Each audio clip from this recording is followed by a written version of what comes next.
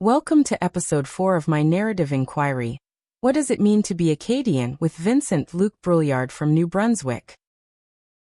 Welcome to this interview, this narrative inquiry on what does it mean to be Acadian? Um, and today's guest, could you please introduce yourself? Everyone. So my name is Vincent Luc Brouillard. I consider myself an Acadian, born in British Columbia, but raised in Packetville, New Brunswick, so in the heart of the Acadian Peninsula. Both of my parents consider themselves Acadian. My mom was born and raised not too far from here, in Saint-Isidore-les-Rôdes, and my dad was born in Montreal but grew up in rural Ontario. But his mother is an Acadian from Packetville slash Saint-Anne-du-Bocage near Caraquet.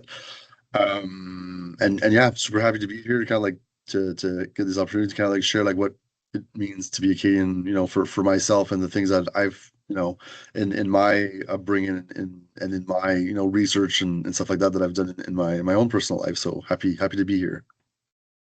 Excellent. So would you like to tell us a little bit about like what do you do for work? A little bit about your background.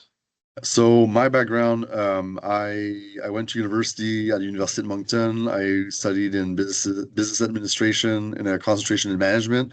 And in my day-to-day life today, I'm a consultant. So I do things around like workshops on like how to start a business. How do you go about that? I do a lot of things around social innovation. I've done work with municipalities, a bunch of different stuff. So I'm always kind of like there to help people with, um, sticky situations or things that they have like a hard time navigating with it. It could be either with community or with business. So that's kind of like where I kind of come in to, bring people together, facilitate conversations, find solution, and to implement plans and kind of put them into move them forward. Yeah.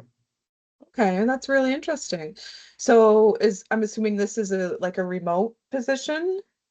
Yeah, so I work from home. I work all over the province. I've worked in other provinces, and I do work a lot with organizations that help or who are located in areas where there's minority francophones. So I've had work in PI, a little bit in Nova Scotia. So but mainly I'm in New Brunswick in the work that I do, and uh, I'm I'm I'm pretty much told often that I'm like one of the only bilingual folks who has this type of like skill set. There's not many of us, so that's always nice that I have that niche and I can bring that into francophone communities because it's something that's really important to me to bring that skill set and that knowledge. Yeah.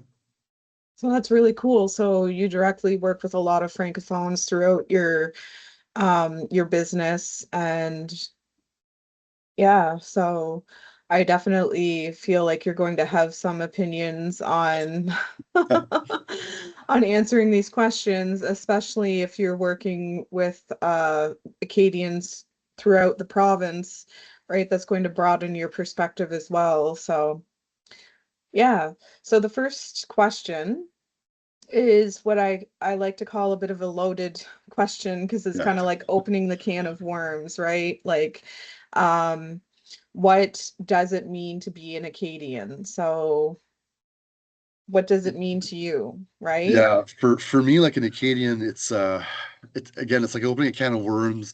There's not like a direct way to answer this.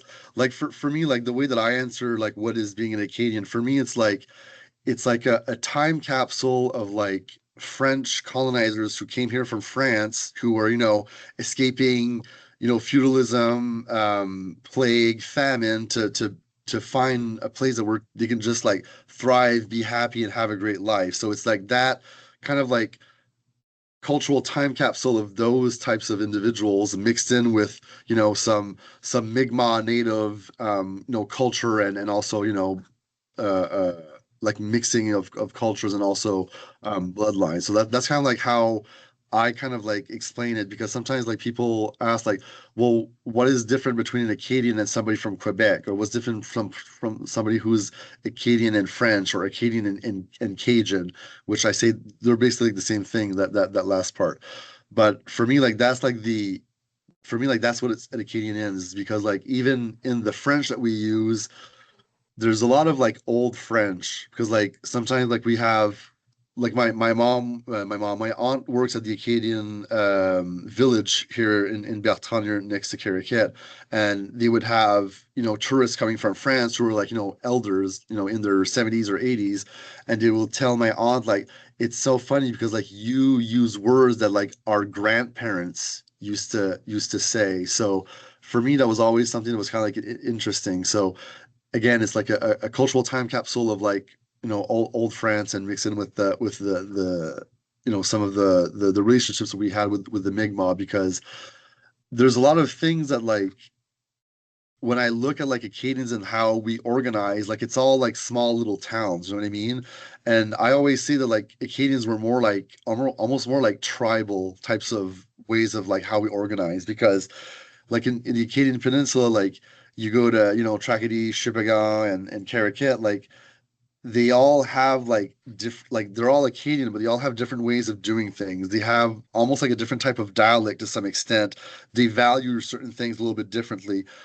So that's always something that's kind of like interesting to me, like and this is just like my example that I give here in the peninsula, but when I go elsewhere, like to Saint Quentin or in Edmundston, or if I go to Coquin, or even in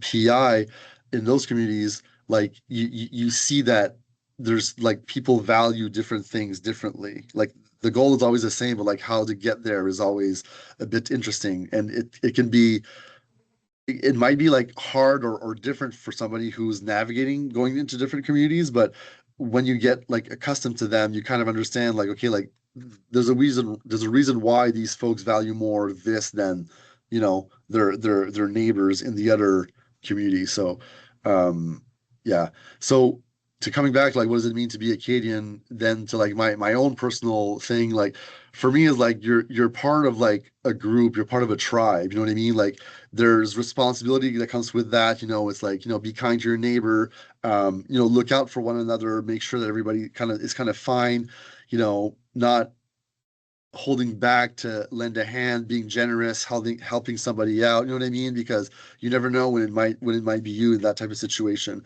And it's okay, like it's okay to like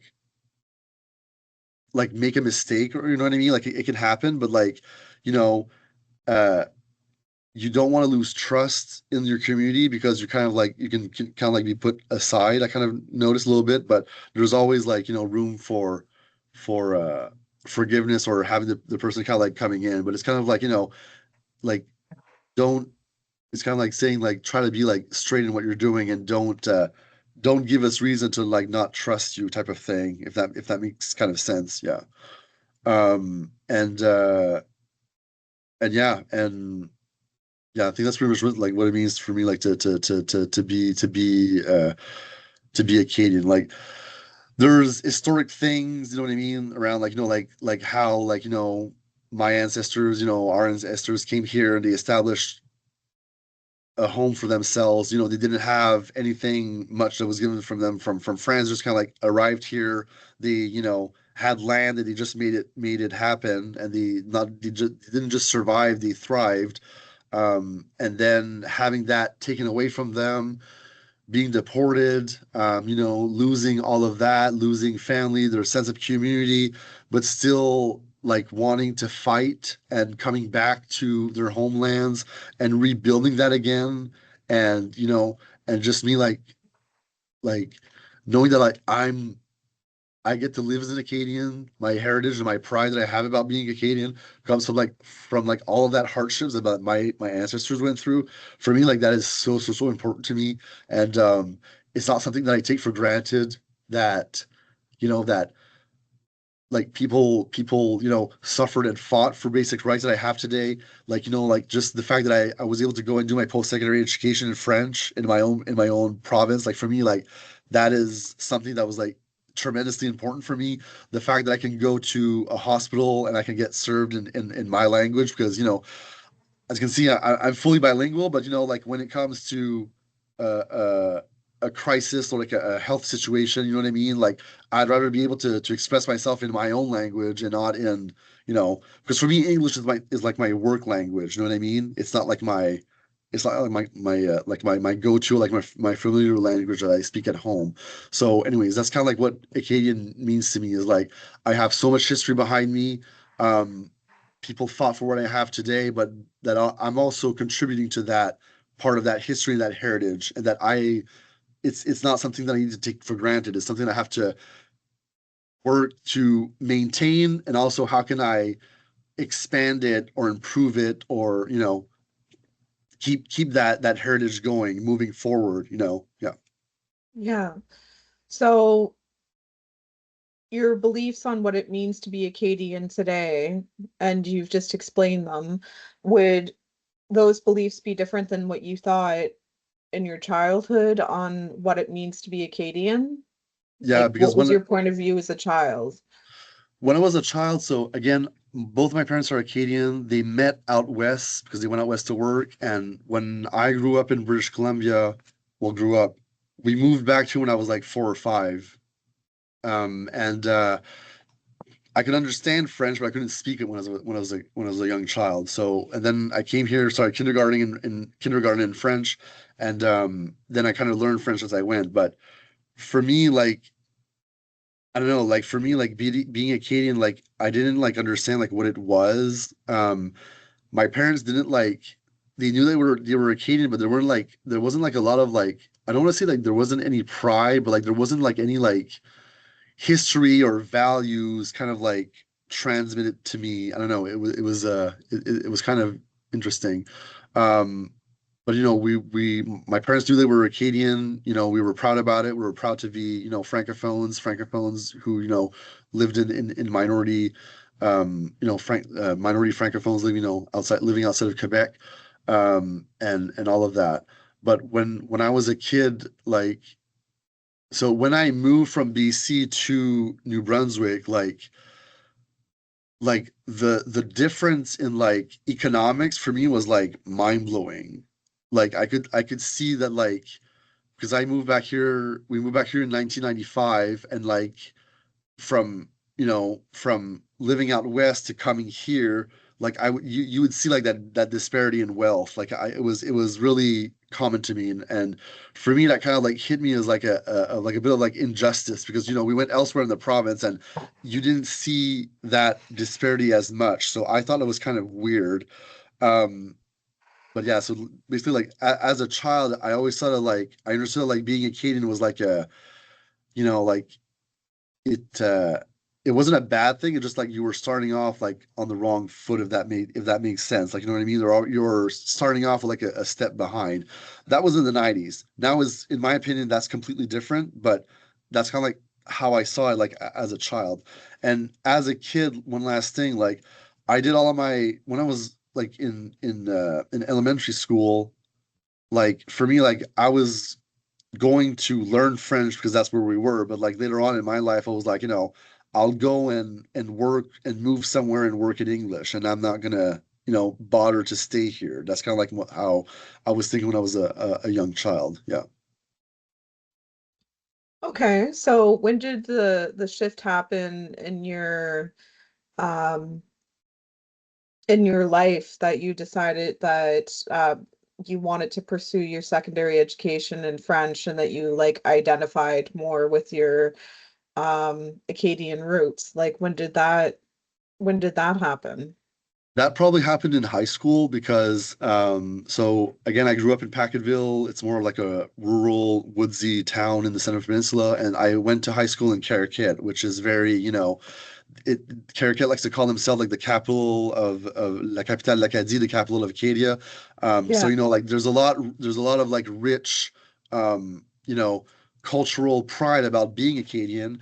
And like my high school was named after an 18-year-old, teenager young man who was shot and killed by a militia around like educational rights and stuff like that happened like in 1875, if I remember correctly. So so being in a high school where like somebody literally died for like Acadian francophone educational rights, like you know what I mean, like that really resonates with you, and that you don't take that for granted. So yeah. and yeah.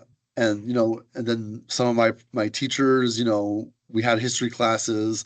We didn't talk a lot about Acadian stuff, but like, talking with other of my classmates who their families were much more grounded in Acadian history, you know what I mean? So that's kind of like how I learned about it, and I kind of developed a little bit more of like my pride for my history and my heritage and my Acadian ancestry.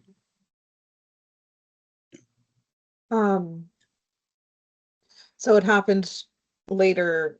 Well, I wouldn't say later in life because you were still a young adult, but like it was something that didn't resonate with you so much as a child, but as you grew into your adulthood, you started to resonate more with it, and obviously it impacted your um, education by going to University of Moncton and continuing to work with Acadians across the Maritimes. So, And the thing that I also, if I can just add something to that too, the thing that when I went to like university and post-secondary education, my interest just kind of like snowballed because then I was meeting other francophones from all over the province and all over, pretty much all over the world. And the thing with like Acadian like history and storytelling and all of that is like nobody like lived like when we go back to our ancestors, like nobody lived the deportation like the same way. Like if I look at my ancestors, like my ancestors, they fled the deportation. They stayed at Beaubear Island for 2 winters on the Miramichi River, and then they settled in Caraquet, which is Saint-Anne-du-Bocage. So like a lot of my ancestors, that's kind of like their route that they did. But when I talk to other Acadians where their ancestors were deported, or that they fled to and they went to Louisiana, like you get kind of like it's almost like a puzzle because like you get pieces of history from different people depending where they are. So that's always kind of like the coolest part for me of like being Acadian and bumping into other folks who that have Acadian ancestry wherever it is, like in PI or even in Nova Scotia. Like I get so much more sense of like my history and my heritage when I'm talking to them. So it's almost like a scavenger hunt, I find, like in my opinion, because I've read books and that was great, but like hearing that from other people who have that same interest, you know what I mean, and that we're exchanging facts and things that we know about like our culture and our heritage. It's so cool. yeah, it is. So my next question for you is, are English Acadians less Acadian due to assimilation? And could you please explain your answer?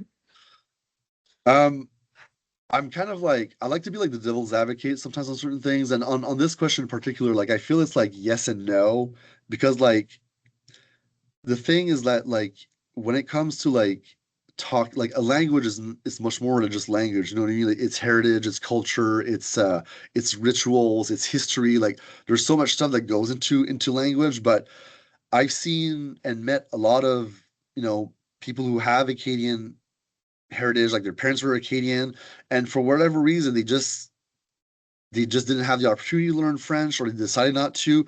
But sometimes like I get a sense of like, okay, like these people, like I get a sense that these folks like they are Acadians because like they say things or they value specific things that some other people around the table might not find as important. So uh, I, I don't know, like, because at the end of the day, like for me, like an Acadian is not like it's not like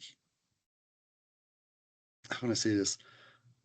For me, like an Acadian is not like if you have Acadian ancestry, it's not about if you speak the language. It's kind of like for me is like, do you want to contribute to this with us? Like, do you want to help us? And it's not just like building something around like Acadian society. It's like, how can we like, just like build a better world for everyone and just like equal opportunity and all of that. So yeah. And another thing to that too, like sometimes like when I talk to folks who have like I think they have a Acadian ancestry, but it turns out they have Irish ancestry. And for me, like the Irish, like they had that came to New Brunswick, like they were also Catholics and they were also persecuted because of their faith, like the Acadians. And I see a lot of like things that are similar with folks that I've met during my lifetime who have, who grew up in Irish families and had those types of values and things like that. So that's another thing too. I'm not saying that Irish folks are Acadians, but it's just like I don't know. It's a it's a it's like a gray zone I find like what is an Acadian, and to that point as well, like I have friends who they're from Morocco, they're from all over the world, and they settled here and they have families here, and none of like their children, like none of their children have Acadian ancestry, but like I'm telling them like no, like you guys are Acadian, like you know what I mean, like you're part of this social fiber with us, you know what I mean, like, and you're contributing, you're participating to stuff with us. And I don't know, like for me, I always kind of like give them like the Acadian card that they're allowed to call themselves Acadian. That's kind of like how I feel. Well, they're integrating into the society, the economy, the culture. They're assimilating essentially into the Acadian lifestyle. Yeah, absolutely. And you know what I mean? Like, and they love Acadian music. They love, like they're participating in kitchen parties, and you know what I mean? Like, for me, it's like who sometimes it's like let's stop worrying about what makes us different, because sometimes like we have more things in common than things that make us different, right? And sometimes I feel like let's just focus on that instead of focusing on the little details, right? Okay. So you feel like as long as someone is Acadian in spirit, then they can be considered an Acadian. They don't necessarily have to have that historical connection to the region. Yeah, or ancestry or what have you. And I know sometimes like we talk a lot about like a cultural appropriation and you know what I mean, making out of respect. And like for me, I don't even know if that you can even like consider that, if Acadian, like being a Francophile or an Acadianophile, whatever you want to call it, if that would be some sort of like a cultural appropriation, because like I see people that they don't have any Acadian ancestry who are Anglophones, and like they love like the music, you know what I mean, and they don't have any Acadian ancestry, but I'm like, it's not because like you don't have certain things that you can't participate in and come and join us, right? It's almost like Mardi Gras, like in Cajun culture, you know what I mean? Like it's just a party that everybody's welcome to, and it doesn't matter if you have if you're from Louisiana or whatnot. So in a way, it's almost like a powwow type of vibe. I don't know. It's just I never Yeah. really thought about it that much because it never came up to me like how would I explain that, but yeah. Okay.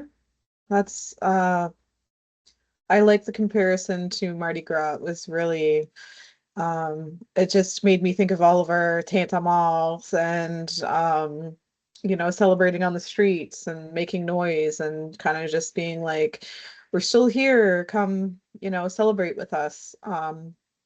Yeah. So, getting back to, I guess, maybe a more serious question, I'm all tongue-tied. Did you have fewer opportunities as an Acadian? Do you feel that way? And if you do, why or why not? I'm gonna say yes. I had fewer opportunities as an Acadian because because I was in a francophone school system, if that makes sense. When Mm-hmm. I was in high school, I was like, I was in advanced English. I was probably like one of the most like in my class, like there was like two or three of us that were like really native like English speakers, and we really could, communicate and really proficient in speaking in English.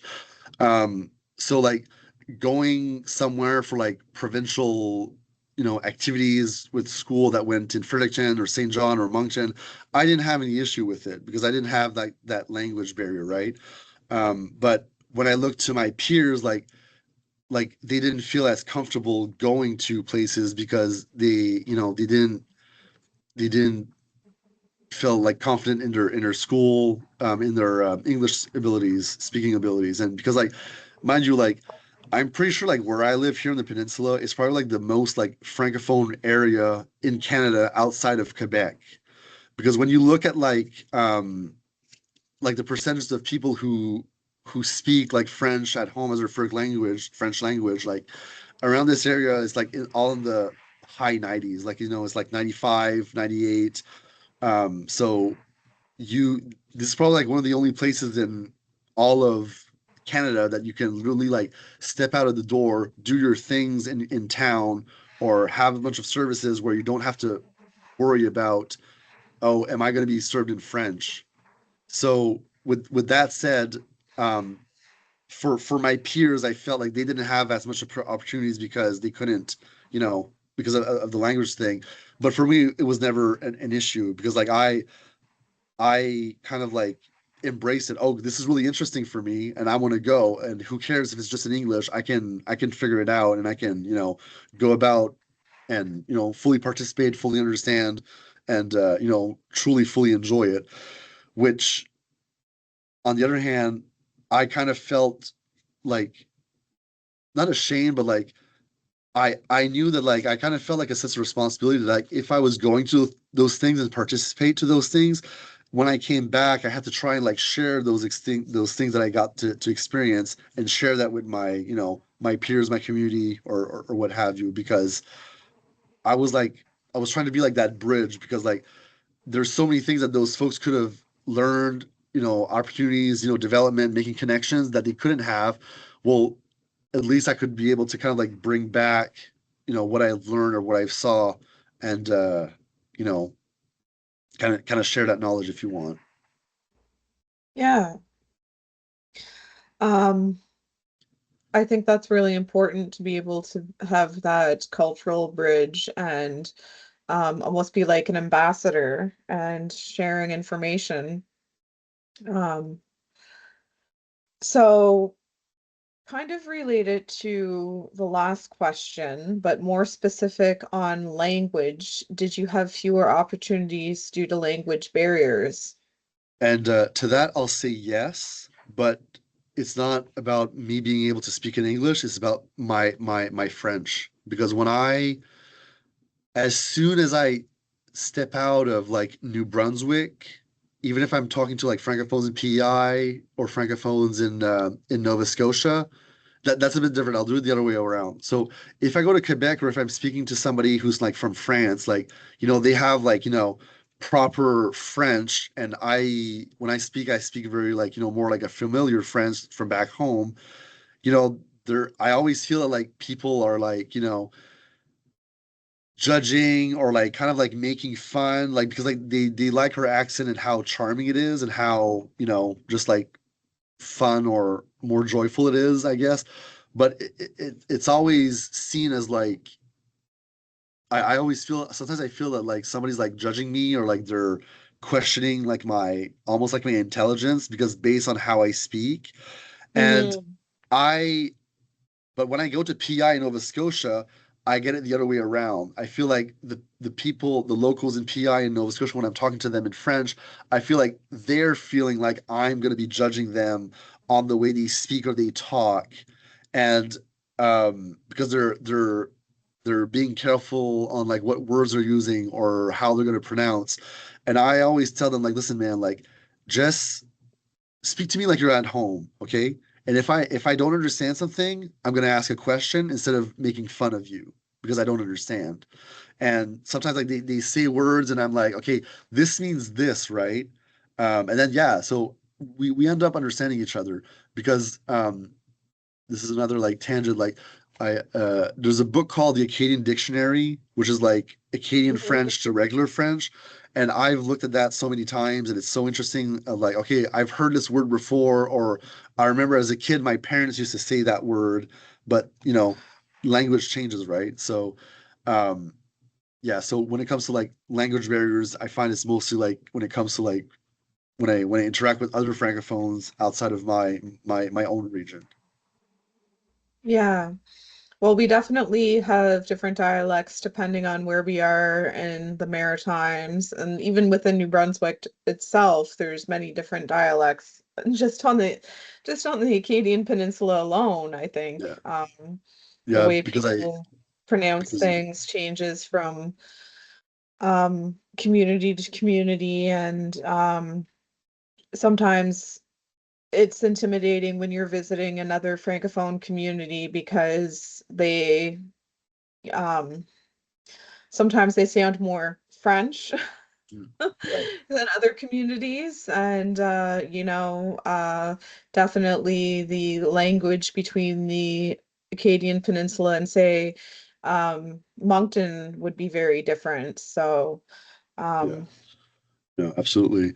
And even and it's even a barrier for me like in my community here because my dad is Franco-Ontarian, so my my French might be a little bit more refined or typical from like what you usually hear outside of New Brunswick. So that's also kind of like created like a barrier for me, like in my community, because sometimes like I speak in a certain way and they're like, oh, you're from Quebec, or you know what I mean? Like I'm not, I'm not like, I'm almost like, I feel like I'm kind of like being pointed fingers, like, oh, this guy is an outsider. You know what I mean? Like he's not part of the tribe.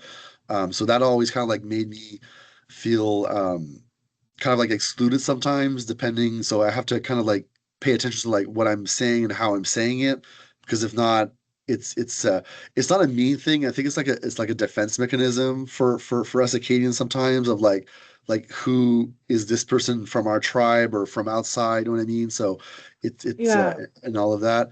And another thing too is like so my last name is Brouillard, which means fog in French, and Hmm. it's not a very typical Acadian last name that you hear around here. So that's another thing that kind of like I always had to like no, like I grew up here in Packetville. I went to high school in Caracat. Like, I'm from here. Like this is my home.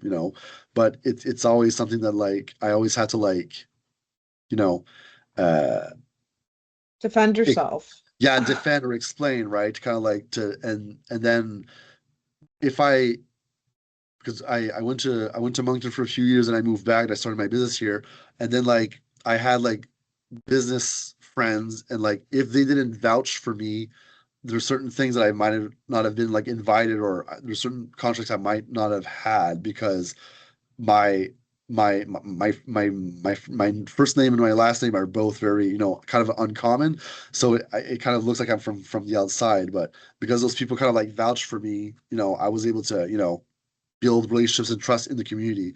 But even for newcomers who are coming in, like if they don't have somebody that comes in and vouches for them, like they're gonna have a hard time to integrate fully. Yeah. Yeah.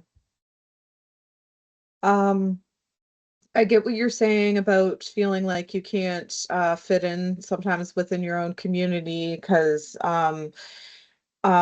my father was a French teacher and he would correct us constantly when we would speak. So when I would go out and hang out with my friends or just talking to folks at school, I would often use the proper French, and it would be seen as, like, for example, we were talking about going for a walk to the wharf, and I said K instead of wharf, and the folks that I was hanging out with at the time were like, to redeal the wharf. And I'm like, yeah, right? I'm like, but I'm just coming from the point of being corrected all the time and wanting to be like, we're French, we're supposed to speak proper French. That's kind of what I was getting told all the time.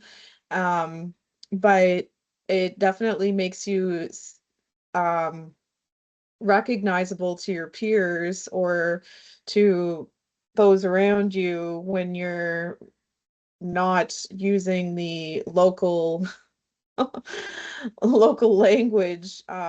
Yeah, you kind of stick out like a sore thumb. So, Yeah, pretty much. And that happened to me like pretty often because I moved to a town where like my mom wasn't from that town, but my father's mother was. But anyways, but and then like I came into kindergarten and everybody knew each other, like they were cousins, blah blah. And I was like the only guy there who like I didn't have like any family there. And I had a last name that was really like weird, and I spoke English when I came to kindergarten, so I knew a little bit of French, but so all of that things kind of like I was kind of like not purposely pushed aside, but I had to work a little bit more to kind of like build those relationships and those connections. But yeah, but then when, uh, in second, third, fourth grade, when like, Sailor Moon came out and Pokemon and Dragon Ball Z and Yu-Gi-Oh, all of those big franchises that everybody was so like, into, well, all of the media was in English. So I could read English, or I could tell them like what it meant. So that was really that was really cool for me because I was able to share all of these like, cool things happening in pop media and make it more accessible for my other classmates. That's really neat. Yeah. Um, all of that stuff kind of came out back to back, and it flooded flooded the market. But I definitely remember Pokemon being very popular, and those Pokemon cards taking over the school. Yeah. And Yeah. again, you're a 7 or 6 year old kid, and like you don't know how to read and what these mean. So I came in and I knew how to, I translated it to them and tell them what the cards did and how it interacted with his other cards that he had. So that was yeah, that was pretty fun. Yeah. Um, so what do you feel has been your biggest challenge so far as an Acadian? Uh, the only thing that comes to mind was in 2016 during the provincial like election. Um, because like during all my life, like I kind of took my, like my francophone, my Acadian rights for granted, because you know what I mean? Like we were just like, things were getting better. We had more and more, more rights, more things were available to us than when I moved back here when I moved back here in the 90s. But yeah, in 2016, when, the conservative government came in and they had a full majority without any Acadian seats, for me, like that was really, really scary for me. And it was like kind of like eye-opening because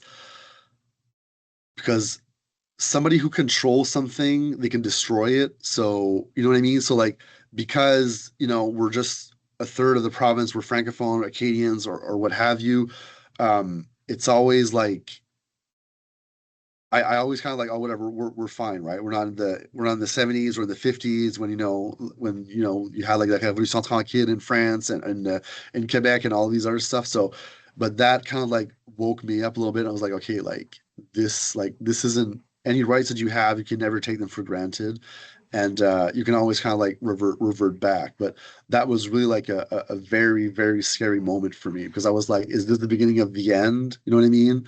But yeah, this is, 10 years later, things still, nothing was really like taken away from me, in terms of services or rights, but it just kind of like it really woke me up saying that like, it's I need to be more involved or talking more about uh why this is important if something comes up on the subject because I it happened to me like a few times that like, oh well, there were, somebody complaining about a conversation being in French or whatever in a public setting. It happened to me a few times, but like I kind of like brushed it off or, tried to talk to the person in private about, like why, this is important. But yeah, for me, it's really like the political and economic landscape right now is like kind of like a bit of the challenge right now. But Hmm. yeah, yeah. Yeah. Um, we do, I mean, we live in a bilingual province, but there's still a lot of issues being a bilingual province for sure. And I feel like we could probably probably talk about the school system for one as an example. Yeah, There's a lot of things that could be improved upon for the whole province, not just for the francophone individuals, yeah, but absolutely. yeah, Because maybe I always tell folks, because like a lot of people tell me like, oh, I never went, like if I have clients or friends in like Fredericton or St. John, they always tell me like, oh, like I never even went to the Acadian Peninsula. I don't like I'm kind of ashamed that I know nothing about it. And I tell them, listen, like don't worry about it because I have no clue what is going on the west side of the St. John River. Like I have no idea, I need to go there myself someday, but it's and the reason and another thing I also tell folks, I feel like we almost live like in linguistic like segregation, if that makes sense. Like, of course, you focus more, or you tend to live more where you grew up, or people or where you feel more comfortable. But it's kind of like how do we break that type of like linguistic segregation that I like to call it. But yeah, it's yeah, we're getting there. Both sides are curious and are interested in what's happening on the other in the other corner of the province. So yeah, I'm hopeful. yeah.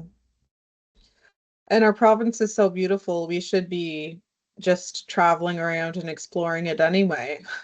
Yeah, exactly. And another challenge I also find is like sometimes like I find that like people forget that like sure, like this land belonged to the Mi'kmaq, the Passamaquoddy, you know what I mean? Like all of the different native communities and tribes that lived in the Maritimes. But I find that like sometimes like people forget that like, Acadians, like we established ourselves here, like we're the first Europeans who settled in the Maritimes first. And like we had a really great relationship with the Mi'kmaq and all of the other native tribes, and even that there were marriages, there's a lot of words that the Mi'kmaq use that are from French, and so when you see those where words are being exchanged to describe things, like it just shows you like how tight the community was. Hmm. um and for me, like that's something that I wish I'd see a little bit more in my lifetime, where like people, you see those two communities coming back together to be a little bit more tighter. And another thing too is that, again, like I feel like Acadians were kind of like stripping out of like the history books, because like for whatever reason on Facebook there was like a post about like Sable Island on the southern shore of Nova Scotia, like this Crescent Island, and Yeah. there's a bunch of wild horses there, and people in the comments were like, wild horses in North America, how did they get to the island, blah blah blah. And then I just said, well, these are horses that were brought there, they were confiscated by the Acadian families, because like during the deportation, like they burned the houses, but they confiscated all the livestock, and somebody bought the horses or whatever, and they just put them on the island in the idea of coming back to them. So, anyways, just kind of like give a quick like summary of like that, and then just some gentleman replied under my thing, just said lies, and I was like, okay, and then I just took the link from Parks Canada, who literally says word for word what I just said there, and added it there. Um, and there was another thing around like the Nova Scotia like Apple like association or industry or whatever, and like they don't even like recognize that like Acadians were like the first colonizers who brought apples to the continent, and you know what I mean. So it's like these little things, like for me, like it kind of like itches me a little bit, and it's like, I mean, if you want to talk about history, like just kind of like do it like properly, and it's like it's not just like something I have an opinion on, like it's like there's research about it, but like, Yeah. you know what I mean.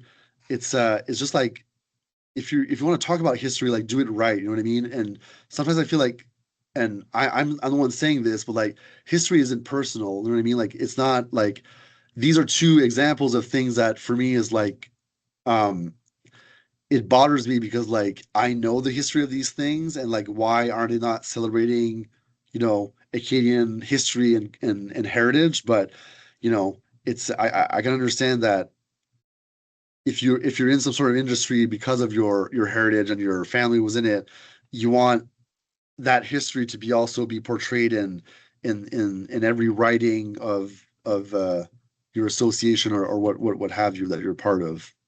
Yeah.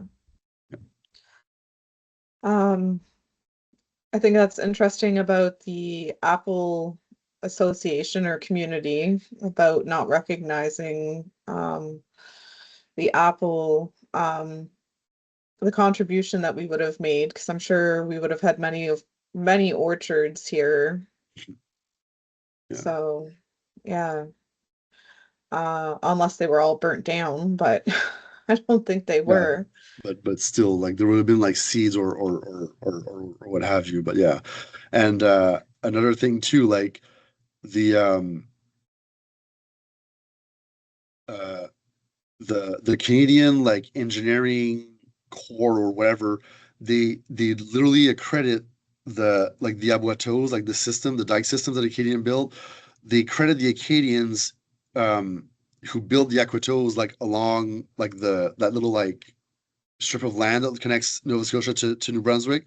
If it Hmm. wasn't for those abuetos with all the rising tides, like today Nova Scotia would be an island, and it is recognized by the Canadian engineering whatever association that like if it wasn't for those abuetos that were built 200-300 years ago, if it wasn't for that, Nova Scotia would be a clean off island today because all of that land is just like swamp. It's a Yeah. salt marshes, right? Yeah.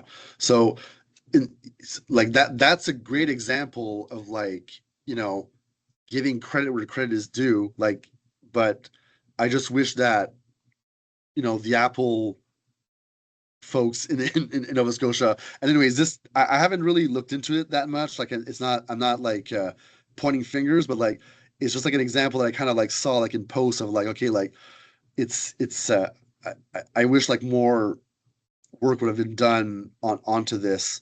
Um, Instead of just like making claims, you know what I mean? Just like doing a bit of research of some kind. Sometimes like it helps everybody. Yeah. Yeah. Well, thank you for taking the time to answer my questions for my narrative inquiry of what does it mean to be Acadian. And um, I'll be in touch when I finally compile all my results and everything. But yeah, thank you for taking the time to meet with me today. I really appreciate it. And I enjoyed hearing about what it means to be Acadian from your point of view.